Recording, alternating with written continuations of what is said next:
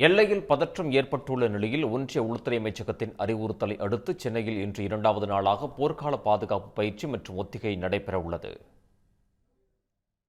போர்க்காலங்களில் தாக்குதல் நடந்தால் அதிலிருந்து பொதுமக்களை பாதுகாக்கும் வகையில் பாதுகாப்பு ஒத்திகை மேற்கொள்ளப்பட்டு வருகிறது. அந்த வகையில் சென்னையில் இன்று 2வது நாளாக 2 இடங்களில் பாதுகாப்பு பயிற்சி மற்றும் ஒத்திகை நடைபெற உள்ளதாக தமிழ்நாடு பேரிடர் மேலாண்மை ஆணையம் அறிவித்துள்ளது. அதன்படி மணலியில் உள்ள பெட்ரோ கெமிக்கல் நிறுவனம், எண்ணூர் காமராஜர் துறைமுகம் ஆகிய இடங்களில் மாலை 4 மணி அளவில் மேற்கொள்ளப்பட உள்ளது.